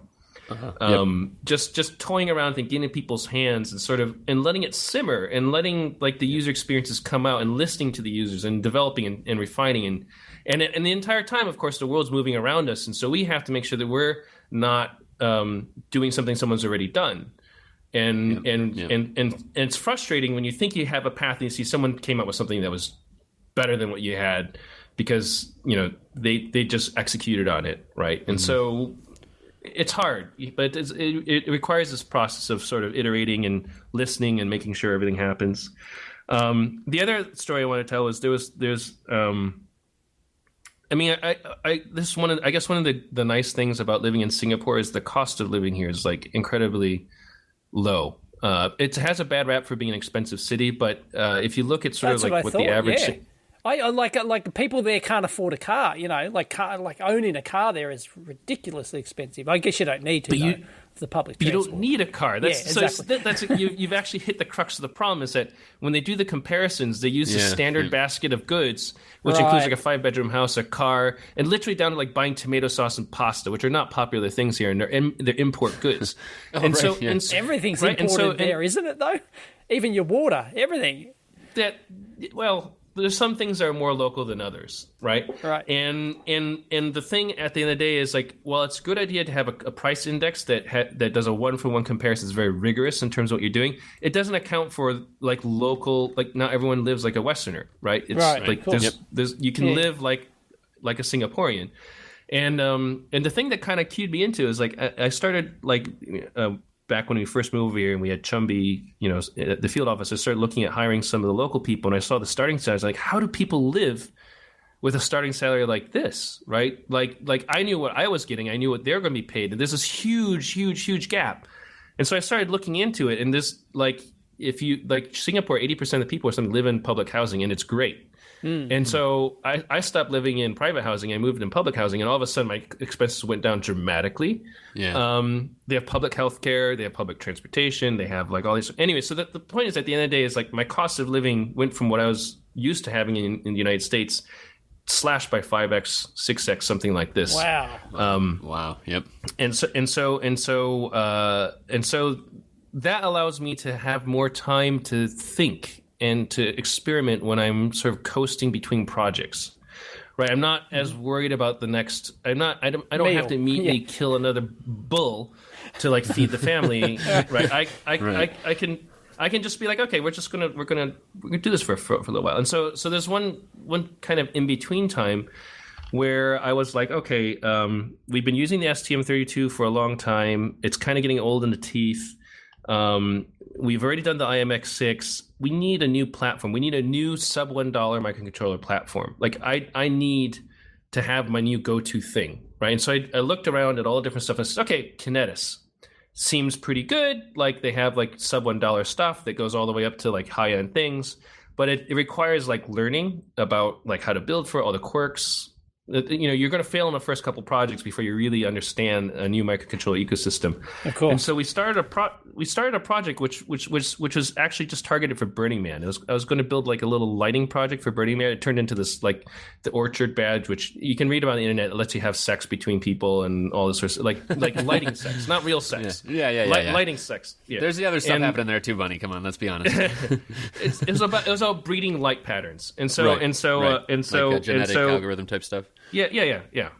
And so that one really didn't have any specific financial reward. It was totally a design study, right? Just like how sometimes some artists they will do these movements in still life or whatever it is, like they'll just draw pictures of fruit or something like this, and not intended for the gallery. That's basically because we knew the first one we're going to get it wrong, right? So we just built this thing, but there's no return from it at the end of the day. Like we built it for the Burning Man crew, and I built like 80 of them for the people. I sold it at cost, and that was it. But what the real value was the IP at the end of the day, like learning that you knew the flow and all that stuff, right? And when I say IP, I don't mean copyrights or patents. I mean I now understood. I now had like intuitive fluency. Mental IP. Right, true intellectual property. Like you owned it. It's in your brain. Right, like it's in my brain. Yeah. Like I can now port to like any like target member of that line within like less than a day. Like I can port this core operating system we did to it. I can I can bang out a board. I can do this stuff. And so like now you're seeing Kinetis on all my products. Like the KLO2 is inside the Chibitronics LTC, and we use it in other as like sort of like little the little jelly bean microcontrollers that you need all around your circuit board to make things happen. We use those. It was used in the introspection engine with the Snowden project and all that sort of stuff. And so even though like that one didn't have a direct payoff, like I've been milking it for the last 3 or 4 years, and in fact, there's been some for hire project where people are like, oh, we need this thing, right? It's really hard and blah blah blah. And it's like, actually, that sounds like I can just build you like an embedded controller for it. We'll just make it all go away. And they're like, whoa, like you turn this thing out like overnight. You're a genius. You're so smart. I'm like, no, you don't understand. I spent 6 months learning how to do this. No, Bunnie, you don't understand. You got to just be like, oh yeah, I am. Here's my bill.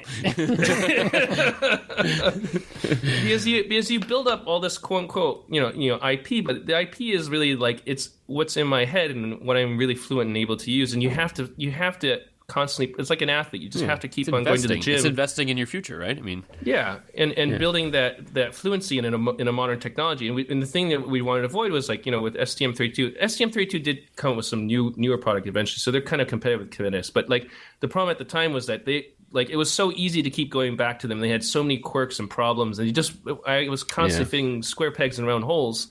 And it's so easy to sit in my laurels and just not try something new. Because going Kinetis, I was a noob. Like now I look at the reference manual, I know exactly where to go to find this particular question for this problem.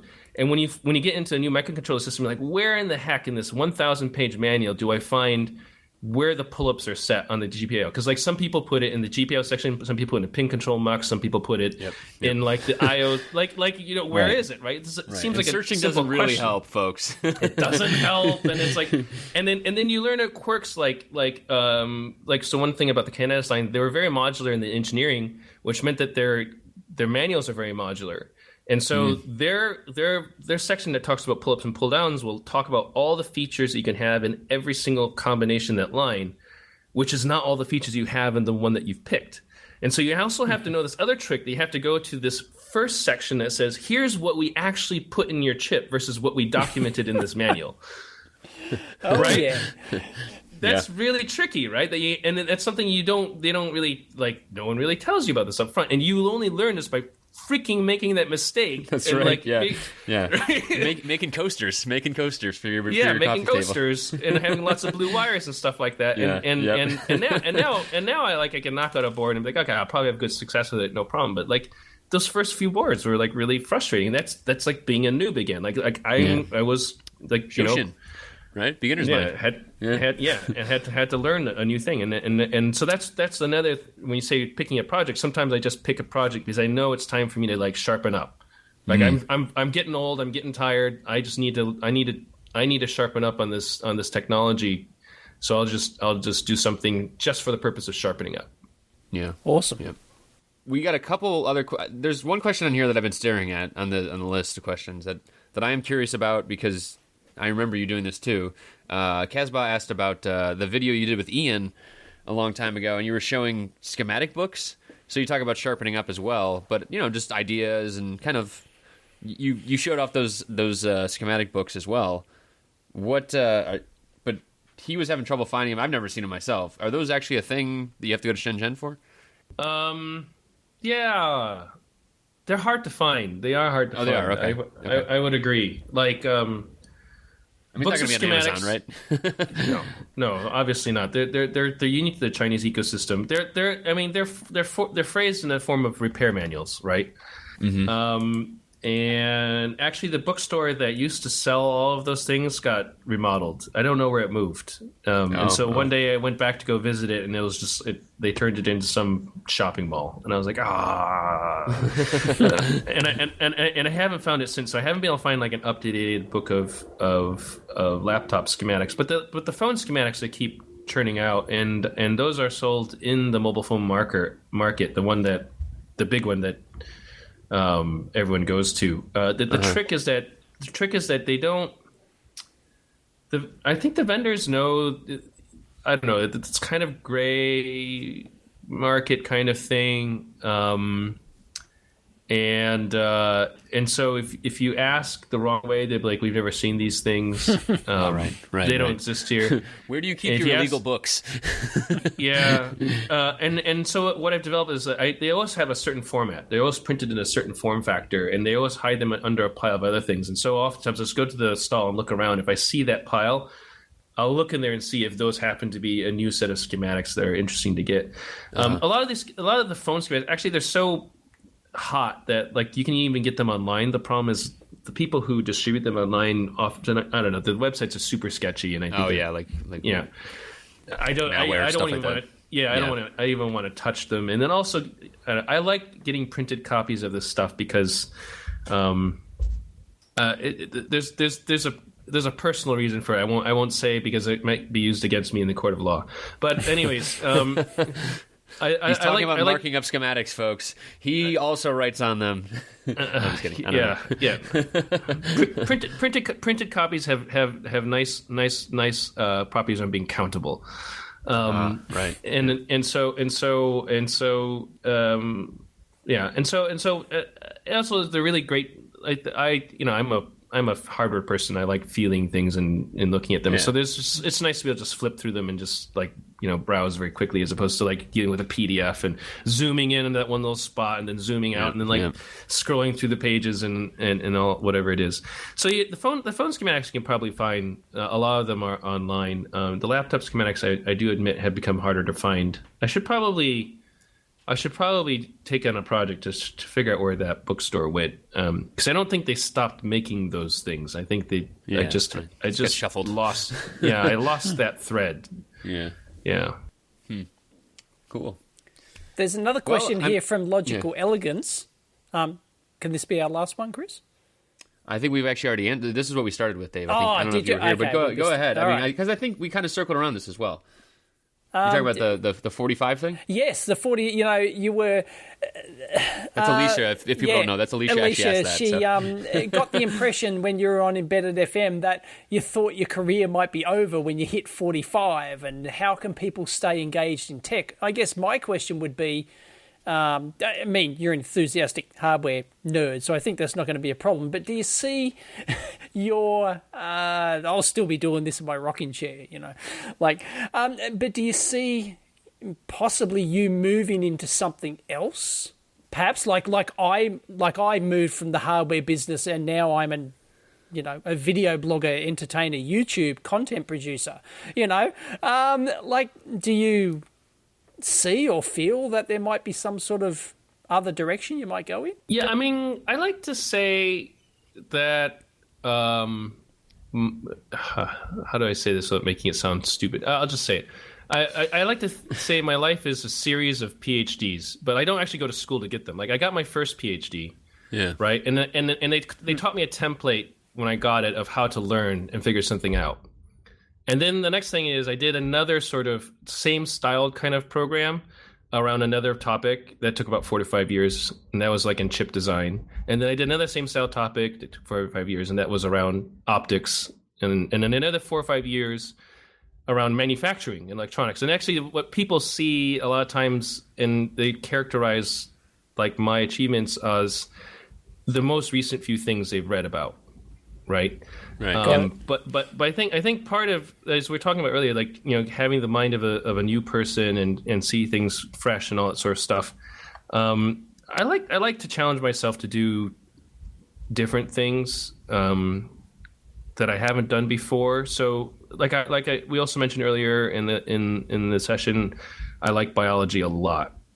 Mm-hmm. And the main barrier for me picking that up is that I am such a noob there that I can't even pay the bills in any serious sense doing any real biology work, right? It's really there's sort of like a logistical.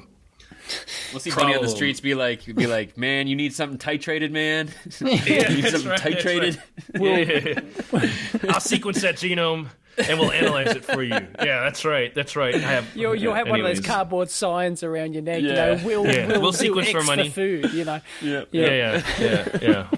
We'll customize your bacteria for cash. Yeah. So, I think. I've been gradually. I've been trying to, instead of in the case of biology, that one's such a drastic shift from what I've done in the past. I've had to almost go back to being like a high school student. You know what I mean? And so it's not going to be like doing a PhD because I don't know enough to do a PhD in biology, right? So I'm now going through the process of just like really like rudimentary learning, a lot of like kind of rote stuff that you have to do to sort of really even get a feel for it, to understand the parameters. And so that's a longer term project, I think, for me to really become skilled enough to say that I do it right. And in the meantime, I'm continuing to try different riffs on stuff in the electronics area.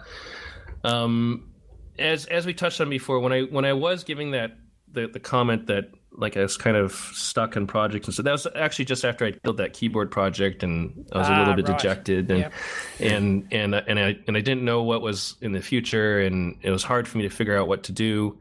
And then, like I said at the beginning, like fortunately, like people like Edward Snowden found me and kind of gave me an idea and a purpose, and really motivated me to do something interesting and exciting, right? And the EFF found me and motivated me to do something really meaningful and exciting, right? Those are and working with G and helping kids has also been like meaningful and exciting. So like you can see this sort of trend of where like I was running out of things that I wanted to do as an engineer, but now I'm doing a lot of activism, social cause oriented things, right? Because I'm finding meaning now, not necessarily from the actual engineering itself, but from what I can do and what it does for other people and what it'll mean for the next generation of people, right? And this arc will probably continue for a while, and then maybe I'll find something in the engineering side like, I didn't know about that. Maybe I should learn about this crazy thing. I'll do another design exercise, and I'll really get into something else. I don't know. It's hard to say what the future will be. There's definitely a risk in a technical field like this that you become obsolete. Like knowledge gets stale so fast, and yes, it does.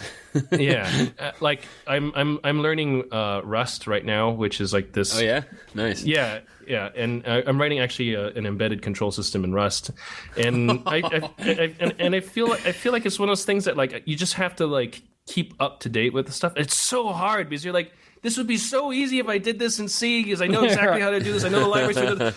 But no, I'm really going to deal with all of this like weird returns that they get from Rust and unwrapping functions and like what am I doing? This? But it's the reason is because the web and you're trying to shoehorn it. But yeah, it's great, right? I mean, I really enjoyed the language. I think it's really smart. Yeah.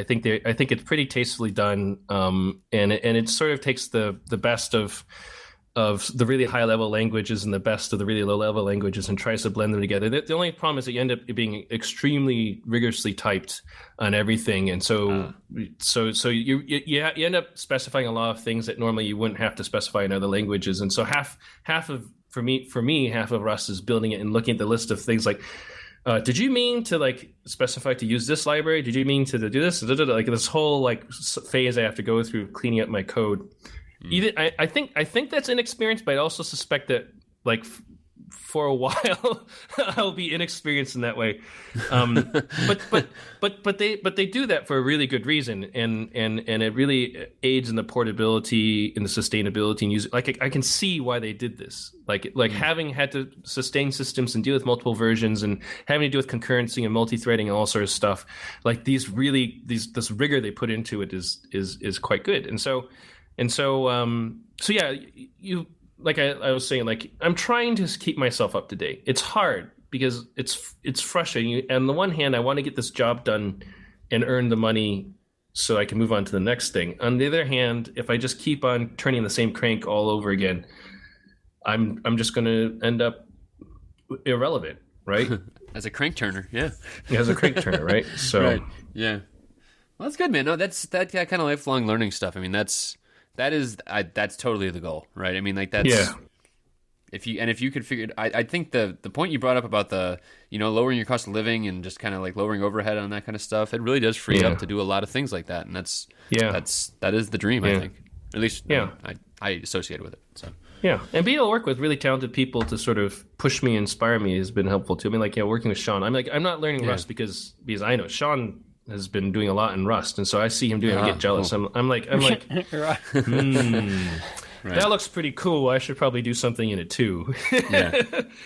So he pushes me and inspires me to sort of be a better person, and working with G as an artist, she inspires me and pushes me. So it's like finding some core people to help support you through these tough times, I think, is also important as well. So it looks like I work alone, but I don't. I mean, and I think I don't know. It's one of the weird problems I have with sort of publicity, and like you mentioned, I'm getting a higher profile. I'm uncomfortable with that a bit because the personality kind of thing of like it starts to make me look like I'm doing more than I'm really doing, and not giving enough credit to the people around me that have helped me get there. Right. So I don't know. We'll see how that evolves. You should tattoo their names on your arm or something, and then you just point to it. It's radical. That's right. Yeah, well, that's cool. Well, Bunnie, thank you. I mean, this has been another. I think this is going to be another favorite of people's. Where can people find your stuff? I mean, where should people first go to find your stuff? I still have my blog, bunniestudios.com, which unfortunately, because I use Twitter a little more, I actually probably the more relevant stuff is on my Twitter handle, Bunnie Studios, at Bunnie Studios. The blog tends to be only more for like major announcements, really deep dives, and long form. I've seen that. And name that long form stuff. Yeah. Whereas Twitter is more of like, hey, gee, check this out. This is interesting, or whatever it is. Yep. And I've been trying to struggle between balancing the two channels for what's the best way to sort of stay engaged, but not get too shallow. And not get sucked in with Twitter too, right? yeah, it is. Yeah, and then I also have two other kind of sites, which so Kosagi.com is my secret sort of like it's my documentation archive basically, and sometimes you'll occasionally see a project appear there that I haven't talked about. That's because I'm about to announce it, but I'll stick it there. My GitHub repo actually is another place to look for stuff that's in the pipe. If you see it appear in the GitHub repo, it means I'm preparing, because I want to make sure the links are live and work before I talk about them, right? So I'll put it all live on GitHub before it goes up, and the other place is of course Chibitronics.com, which is looks more like a corporate website because it is now actually a real company that's functioning and moving forward. But there's a whole bunch of stuff we're doing with Love to Code. That's really exciting, and we're redesigning the website. We'll hopefully have that out like in about a month, concurrent with the LTC beta. And if you're interested in that, I will become better in communicating about that product soon. I've been really bad actually about talking about it on my own blog and other things because I just haven't figured out how to. Normally I do this normally I just talk about it on my blog, right, or Twitter or something like this. But because it's with Chibitronics now, I'm trying to figure out like how do I wedge talking about open source stuff into this very education kid friendly website, right? You know, it's like right. I haven't found the right cadence to sort of like engage people on this yet, but once I figure out like the way to structure the data so it doesn't get lost on people, I hope to have a lot more interesting stories there about that arc and that development. Awesome. Bunnie's 7th PhD is in marketing. Oh, Jesus. Shoot me now. We'll shoot you ourselves, yeah. I'll build a suicide machine before then. Administer myself the fatal dose. Yeah. My 6.5 PhD will be the suicide machine, right? There's a Kickstarter no one's done yet. Oh, God. Yeah. That veered off if course. I start using marketing terms more than this amount in my emails, I automatically administer the drug, right? That's right. Yeah. Oh, man. Oh, Jesus. Love it. Well, thanks again for coming on, Bunnie. Thanks, Bunnie. It's been awesome. No worries. Good talking to you guys. No worries. That was a decent Australian no worries, mate. Yeah. All right. See you guys around. See ya. See ya. Yeah, bye.